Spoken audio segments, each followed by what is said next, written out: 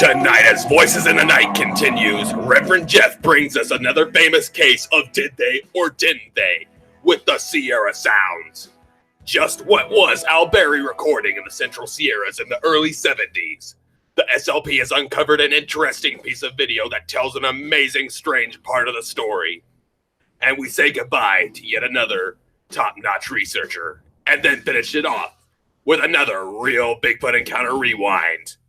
All that and more on the Squatchers Lounge Podcast. And now, here's the Beard of Wonder, the host, the Reverend Jeff Kelly.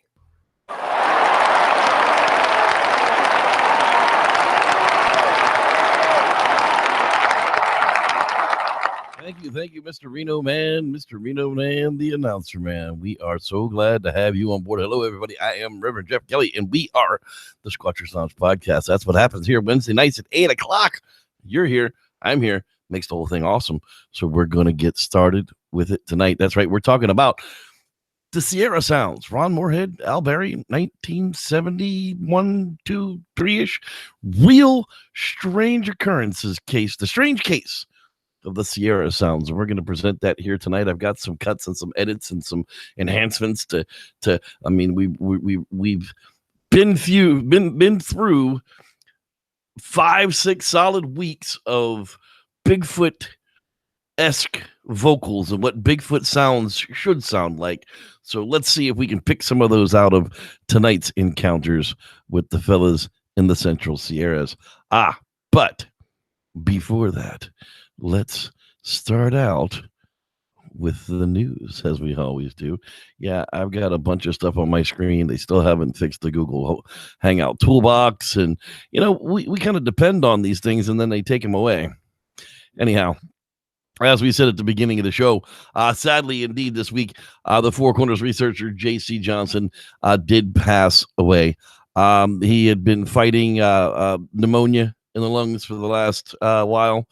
And I had seen in my feed where they had put him in a medical coma to try and do what they could do for him. But unfortunately, he did succumb to the disease, and he has passed away.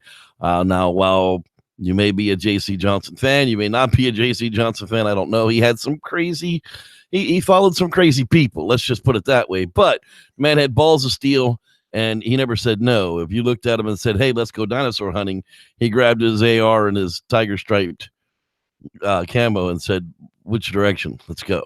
So, you know, that says a lot about somebody who's willing to go out and just check and chase down anything. It might be real, it might not be real, but let's find out for myself. That's who J.C. Johnson was, and I appreciate the fact that he really did work hard in the cryptozoology paranormal world to they call him the Indiana Jones of cryptozoology. So rest in peace, Mr. J.C. Johnson. Sir, you will be missed. On several occasions, I had the opportunity to speak with JC. He was a fine fellow.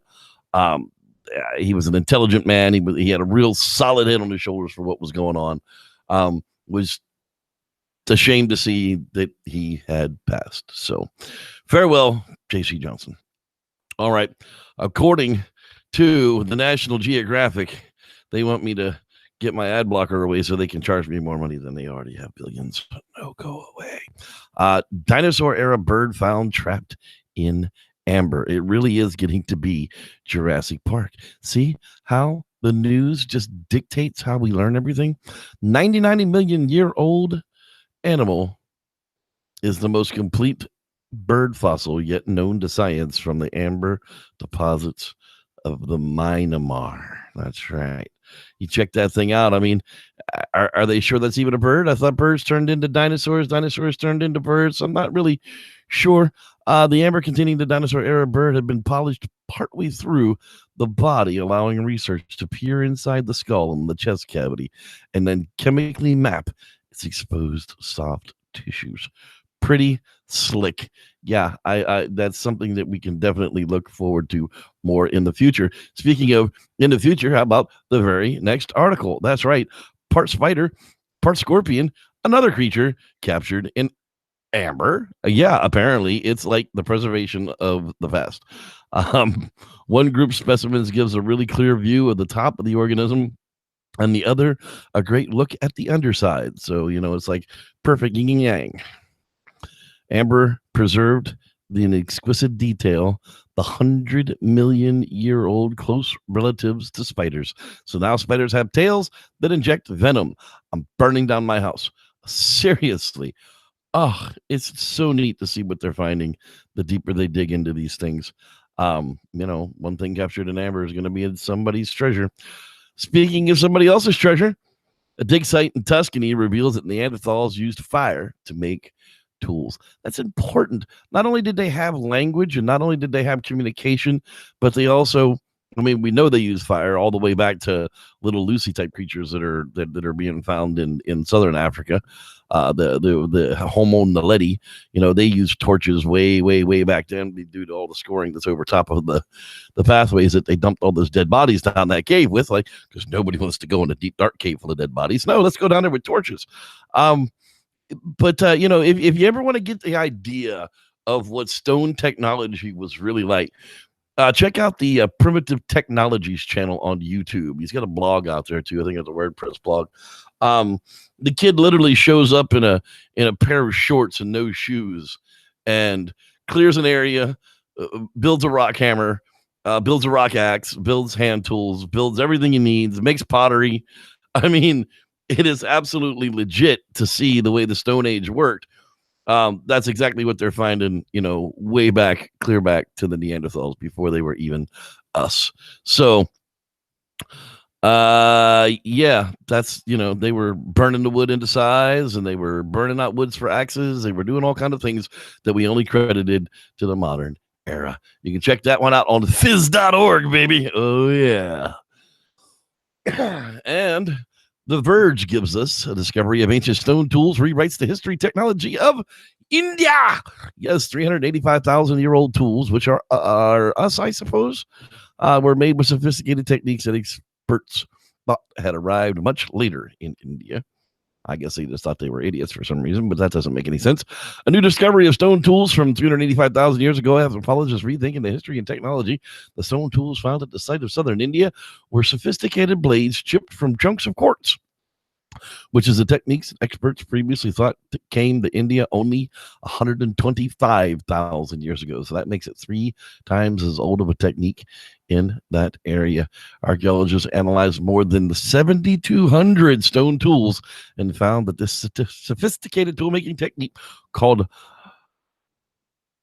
flint napping, because that's what I'm going to call it, began replacing clunkier and more primitive stone tools between 449,000 and 321,000 years ago. So there you have it, folks. What are we thinking? What does this have to do with Bigfoot? Well, it has everything to do with Bigfoot because Bigfoot is Paranthropus. Beside the upright walking, forward hipped, covered in hair, large, great primate that has existed alongside man since we were Neanderthals and other things. Why wouldn't they still exist next to us now? I swear I need to write a book. I got a few people telling me I need to write a book. They may actually be right. I may actually need to write a book. Speaking of writing a book, we are having a public expedition. That's right. You see that right there? That's right. This, my friends, is the El Dorado National Forest map, where expeditions sites are actually being focused on. We also have all of the rules, off-grid, on-grid camping, where we can take our cars. I literally have every single rule that's going to keep us out of having a problem with Johnny Law while we're out there. So if you want any information, if you're curious about how anything needs to get handled out there at the camp, definitely just email me. I can send you links to all this stuff as well because it's all online. For sure. Yesterday I got into a bit of a discussion with the great man who writes those weird hiding 911 books or whatever the heck they're called. That David P guy. I don't want to give him any. I don't want to really give him any free advertising on the show. But he and I had this quite long interaction on a mutual friend's page about how these authors when questioned about theories or how to clear up or explain something specifically with people who call themselves friends and want you to help, monetize them and want you to help spread the word about their books and get their books sold. When you ask them to come back to your page and answer a question for a fan or somebody else, they just come back with the simple response of, well, it's in my book. I just explained it there. You can just pick up my book and that'll be the best of it. And I kind of took them to task on it yesterday. And it went back and forth. And of course, usually we're with people of those statures where, they'll lie in public to fit whatever cue they need. He challenged me to a public debate, to which I accepted. However, after I accepted and told him the dates that I was willing to do it, he backed out. So the dates, David, are May 18th, 19th, and 20th in Georgetown, California. No, we're not paying your way. The email address is sloungepodcast@gmail.com, because I know you're watching the show. So email me. I'll be glad to send you all the information. We'll set us up on a table. We'll put a microphone out there. We'll have witnesses out there. Might even have some news out there for you. And I will debate you on any topic in the universe. Anything you want to talk about, from UFO to little green men to Bigfoot to hybrid human monkey thing theory to the cloaking Sasquatch to the DNA study. I will debate you on the color of bubblegum on the street if that's what need be, and I'm colorblind. So, challenge thrown down, challenge accepted. Those are my terms. So, never let it be said that the Reverend won't stand behind his big ass mouth on his YouTube channel. And with that, time for a quasi rewind. That's right, folks. I have a lovely bunch of coconuts.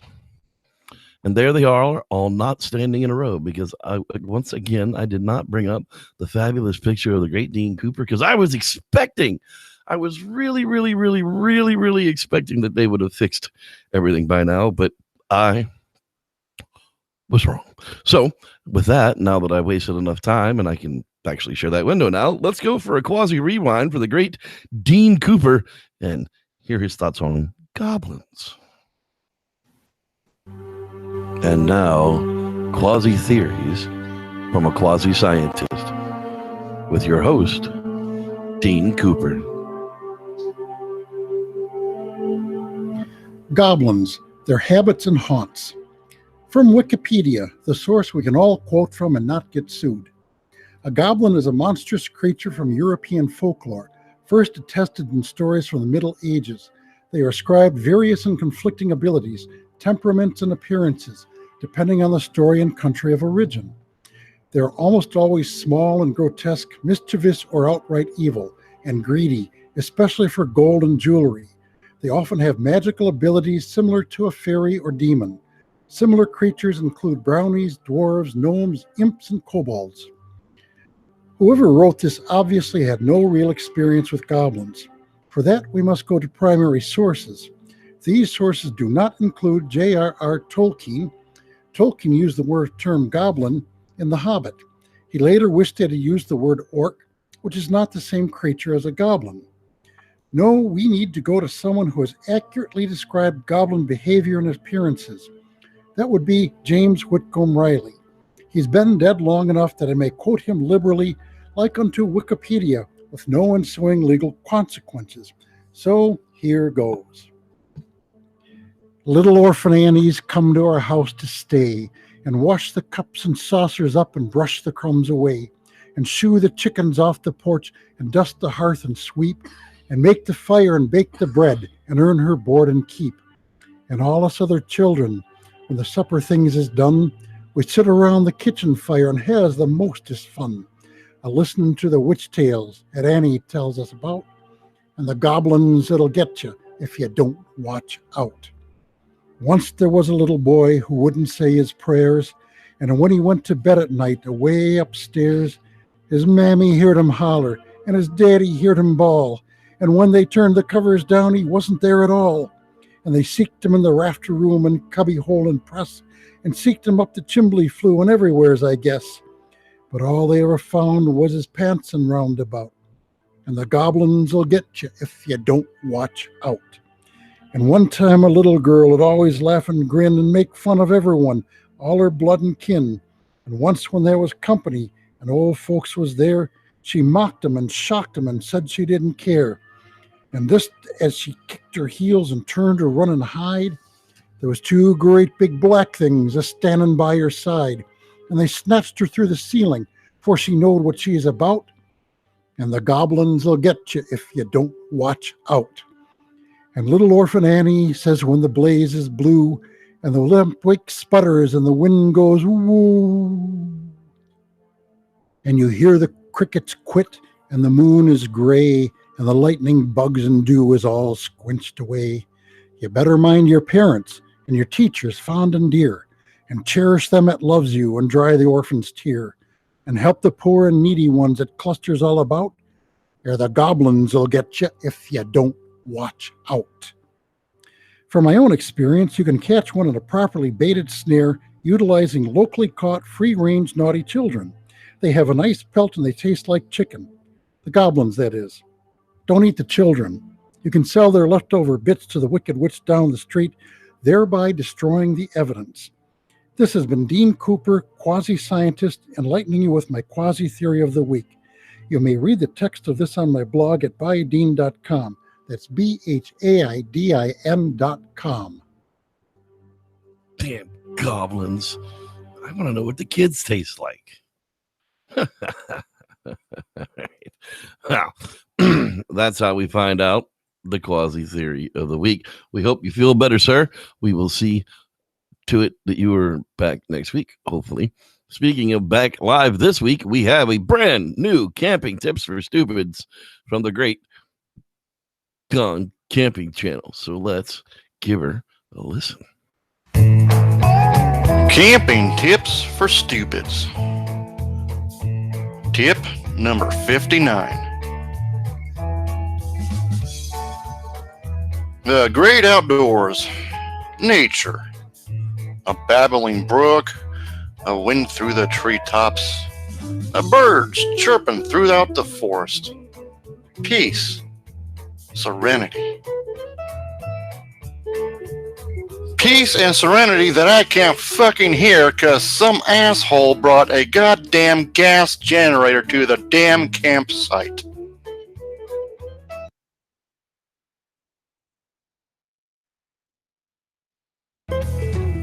How tech-dependent does a son of a bitch gotta be to need a gas generator to go camping with? What? You need to power your phones and laptops so you can link up with NASA and track satellites and Tesla's new addition to the millions of space junk out in space? Thanks, Tesla. More space junk to collide into the International Space Station like in that Sandra Bullock movie. Only this time the space junk is car-sized. Because it is literally a fucking car. But I digress.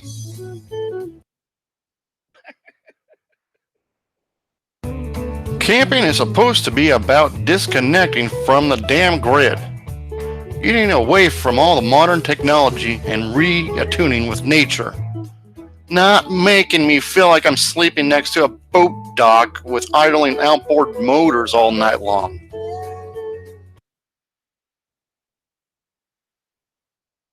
Most campgrounds have a policy of a 10 p.m. shut-off time for all generators. But not everybody knows about it. Thank God for sugar.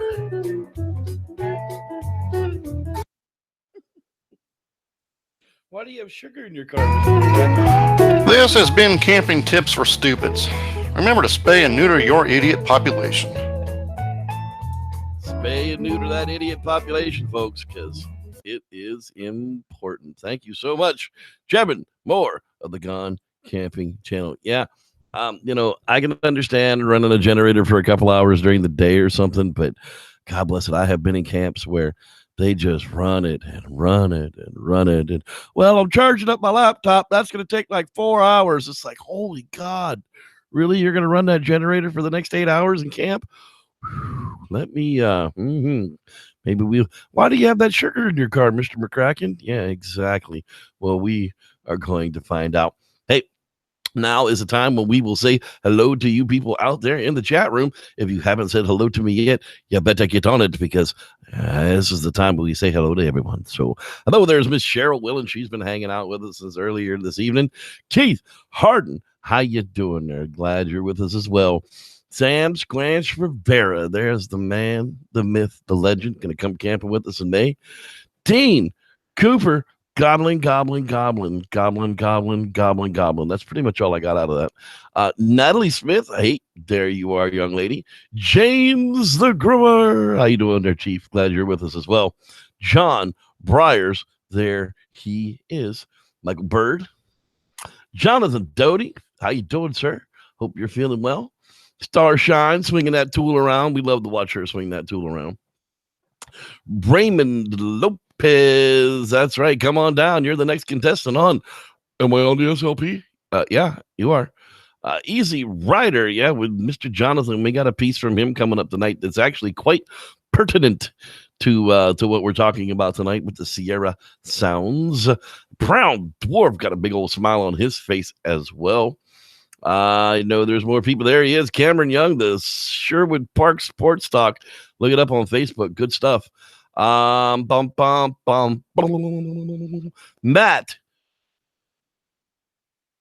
Havola. Forgive me, I'm dyslexic. It took me the AVO just was like, hey, voila. Yeah, but Peter Dinklage. Yes. He either knows things or he drinks. One or the other. Ken, my man, how you doing there, Chief? Glad you are with us as well. I know there's more people than this. Obsidian Radio. Yes, sir. That debate would kick ass. I would love to debate David P. I hope he shows up. I hope he emails me. I hope he's a man of his word. You challenged me. I accepted. There's the circumstances. It's not a hard place to get to. Sacramento's cheap to fly in and out of. It's a hub. Let's see here. I know there's more people than this in here. Ken Squanch, how you doing? I'm sure that Cassie and Christopher are hiding out there as well. How you doing there? Sass Squanch, or God, Squatch Box, or God, I can never remember her handle.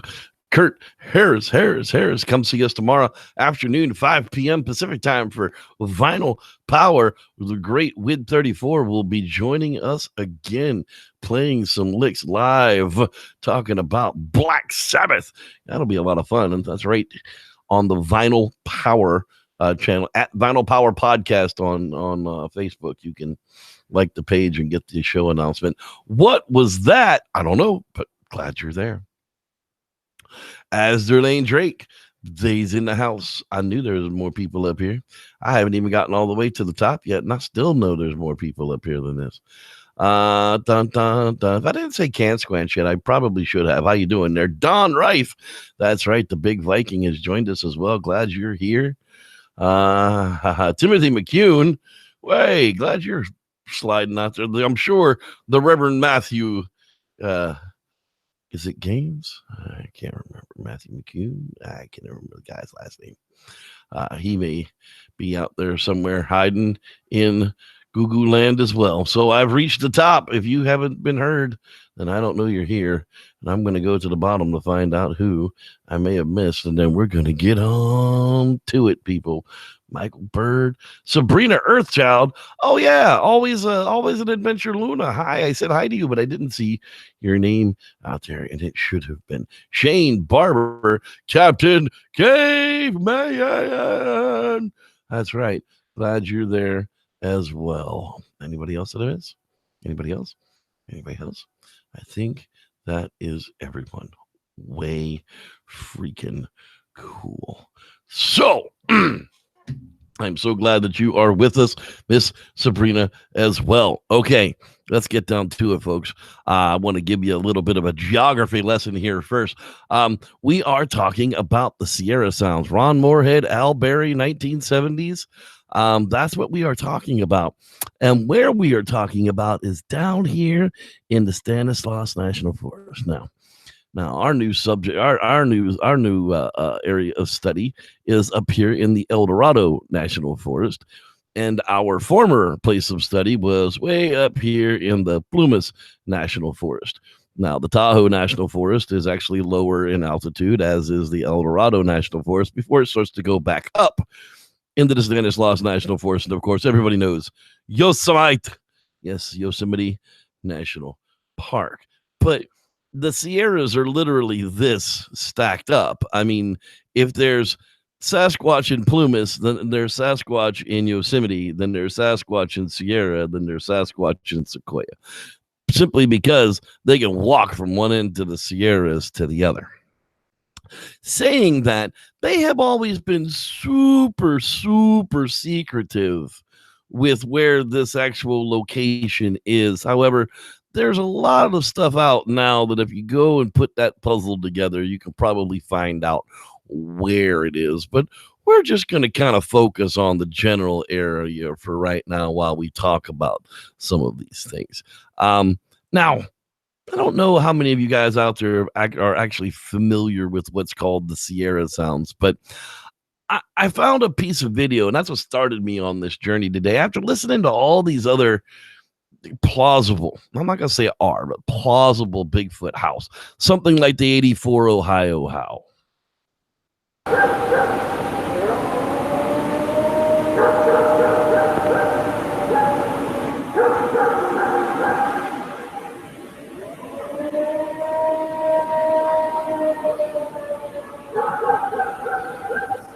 You know, or the 2005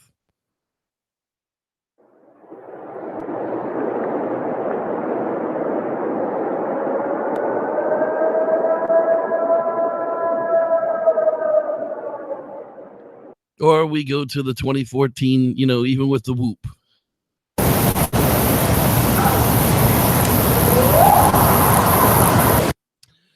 Back in Leonard Nimoy with In Search Of, they did a piece with Al Berry, and I actually happened to find it. It's 2 minutes and 24 seconds, and I think it's fair to use for commentary. I found it on a couple of other YouTube channels as well. I believe it came off of the History Channel. If I lose monetization for this, it's not going to break my heart. So, but I want you to listen to it because this is very important. This is Al Berry talking about the setup for how these sounds were recorded.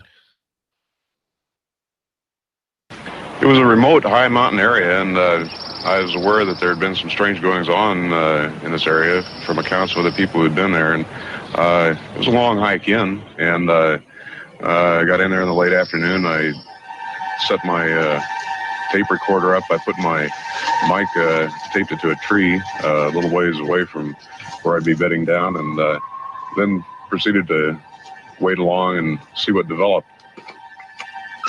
Al Berry recreates for us what happened on the night of October 21st, 1972.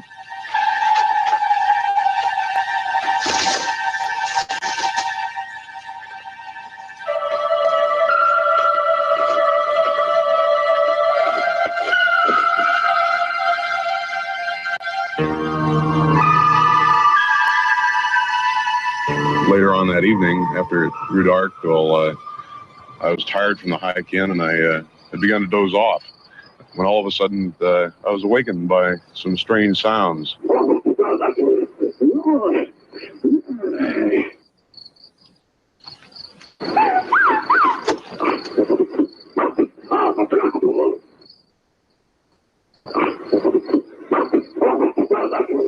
was very startling. I didn't know what to think. I had very mixed emotions.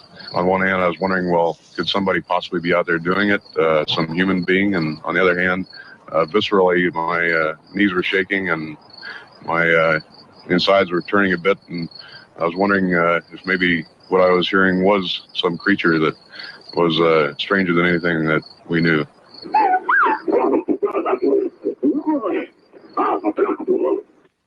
We've had the sounds analyzed since then, and at the University of Wyoming by a professor of electrical engineering there. And the results are the sounds could not have been made by man or any known animal. Professor Curlin of the University of Wyoming confirmed to In Search Of that Al's tape was tested and shown not to have been artificially manufactured.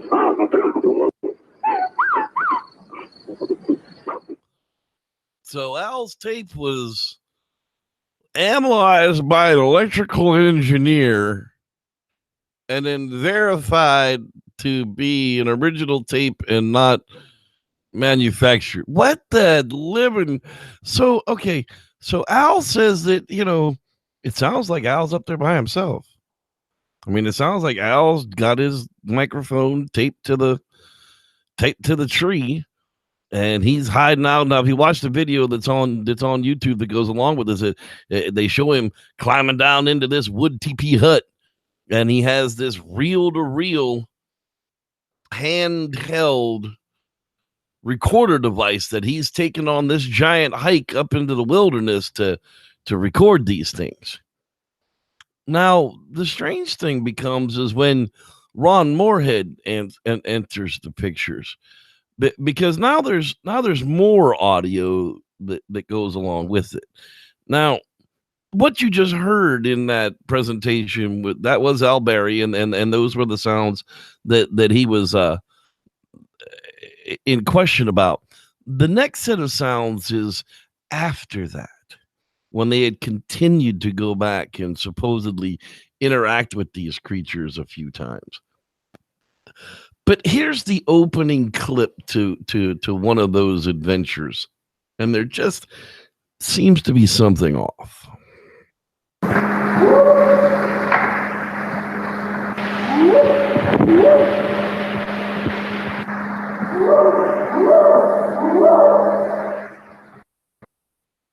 Well, number one, there's a whole lot of audio engineering going in on that clip. It's first in the left side, then it's in both sides, then it's in the right side, then it's back in the left side.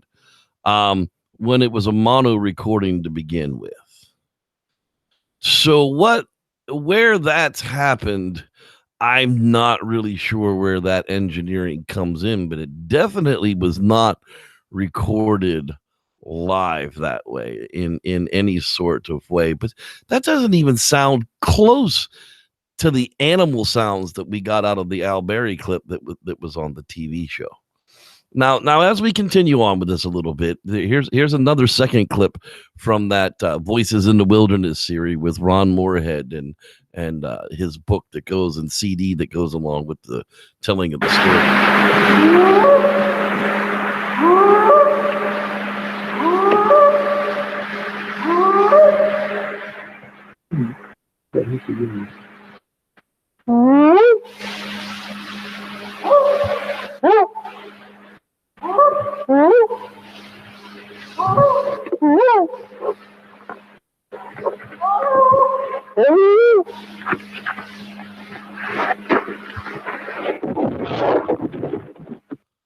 Now, again, they claimed that they had their microphone out, hung over a branch and connected, and the cable run back to the tape device that they could start inside their little survival shack there, their little teepee type thing.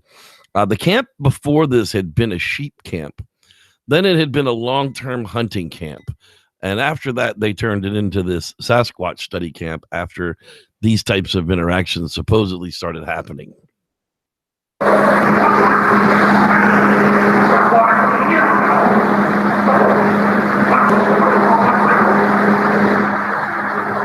Please try and talk to this.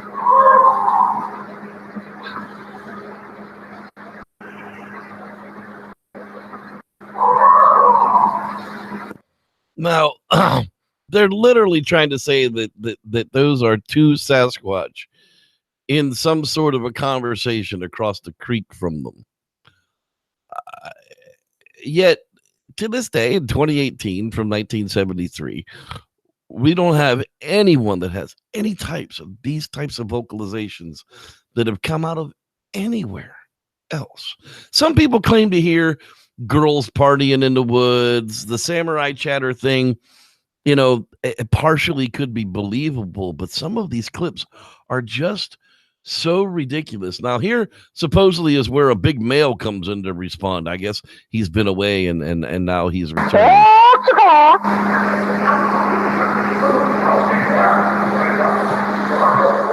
Like laughing at it.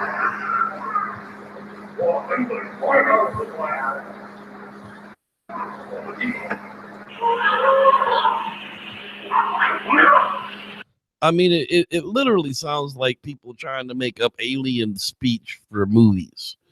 I just got done watching District 9, and I mean, it was half the friggin' movie. Farts, bubbles, and burps, and that was, speech for half the movie that I just got finished watching. And a lot of this just sounds like a bunch of garbly human gibberish, that's just enough out of the microphone's distance to be able to pick up any real detail to what it might actually have any content. Now here's a little bit longer clip. He's whoop responding with something. Now, if I got something to respond like this, I would continue on with it too, but the responses are just not very animal-like.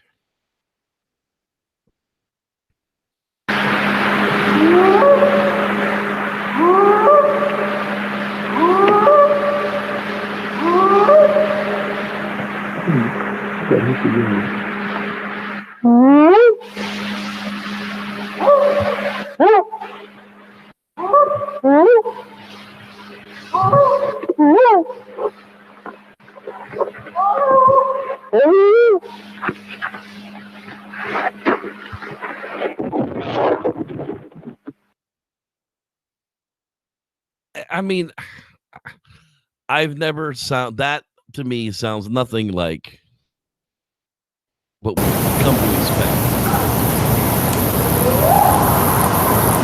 a Bigfoot primate whoop to sound like. That sounds like a person in the woods trying to elicit a response from the idiots that they're making fun of in the stick teepee.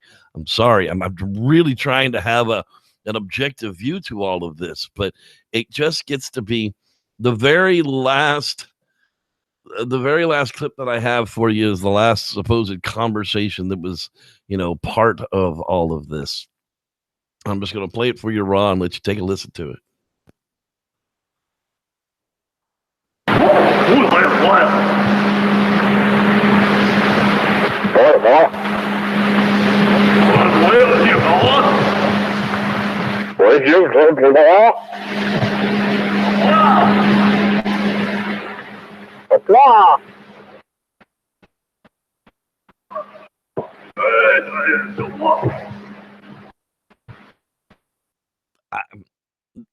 Literally sounds like a white dude trying to make contact with some kind of Indian tribe that has never seen him before. I mean, I don't know what to tell you on that.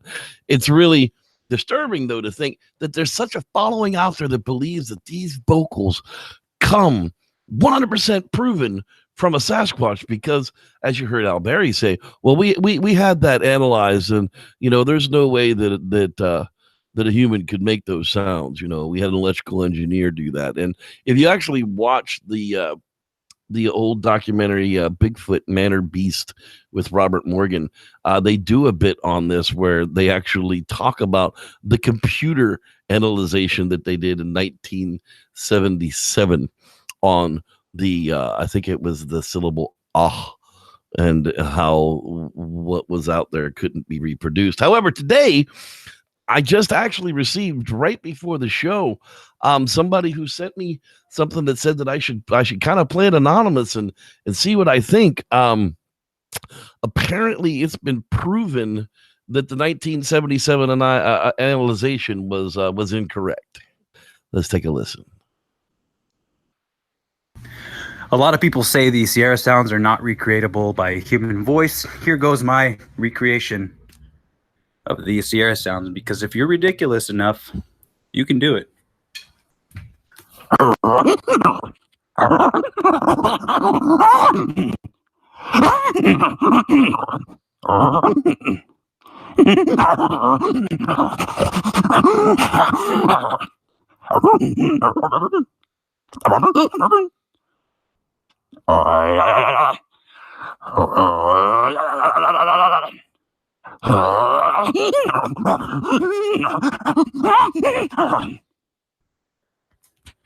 Let's get out of here, Scoob.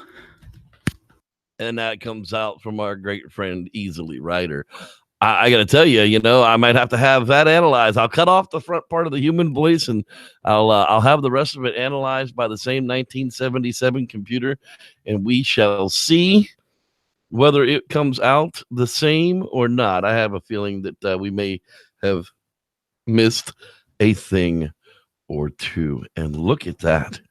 It is already that time, my friends. It has been an awesome show. I thank all of you guys for being out there as usual. I do have another real Bigfoot encounter rewind that you have probably never heard before. So let's get our funny little show picture up here, and we will go out in style tonight, fishing with Bigfoot on the real Bigfoot encounters rewind, flashback, or whatever the heck I'm calling them these days. Enjoy. Thanks everybody for being here. After hangout coming up, and may the Squatch be with you. In 1987, I started to go fishing at a reservoir in an area that later in the 90s was made into a campground. It was very dark at night. You could only see a few feet in front of you, and the stars were the only lights you could see. I noticed something or somebody would come close to me, about a few feet away I was sitting. When I would look to see who it was, they would just take off running. But there was something just not right about it. It was so dark I could not really see who it was. This person or whatever it was made sounds of amazement, like it was being picked on all of a sudden. You could hear it, or whatever it was, just grasping as though it was caught off by surprise, and it would run off once again like it was playing a game with me. Since it was so dark, I couldn't really see anything or really hear much of anything other than footsteps. They sounded like a heavy, wide object was being plopped on the ground, and in the darkness I could see the glowing red eyes. Now, this was not my first experience with what I already knew was a Sasquatch. Like I said, I'd been going fishing and hunting there before it became a campground. My first encounter with a Sasquatch was another while I was hunting. I was on the state land south of the reservoir. I was bird hunting and only had one hunting dog with me at the time. As my dog was out in front of me, a group of turkeys were startled, got up, and flew away. All of a sudden, a large figure took a step out of the cedar trees from some 60 yards away from me, and then I saw it. It was a group of 3. They were all standing together under a tree that was about 25 feet tall and 8 feet across at the bottom. Well, the dog ran back scared, and I knew it was a Sasquatch, and when the bigger one saw me, it began to yell and wave its arms back and forth. I turned around and started to walk away. After a little ways, I turned back to look, and all I could see was 3 Sasquatch still staring right at me. I again turned away, and while I was walking, and when I looked back again, I could see that one was actually carrying a smaller one, and then I began to run away. After that, I began to visit this area more often, and when I had time, I had a few more sightings. Now I think of these Sasquatch come to know me, and after a while, when I visited the fishing and hunting area, they knew it was me for some reason. In the early 90s, a new campground opened. I remember it had so many happy days when I would go there and when I had the time. One Saturday, I got off really early, and you could hear the campers getting up around and fixing bacon and eggs. The smells of the first of the day, you could hear the people talking, just enjoying being out. People were talking about being there. I was sitting down in the parking lot near the lake, watching everyone enjoying a beautiful day as I was fishing. Now, people say Sasquatch only come out at night, but I knew better, and I knew that they can come out at any time. They only use the dark to hunt, as I'm going to say and write. They are out during the daylight hours too.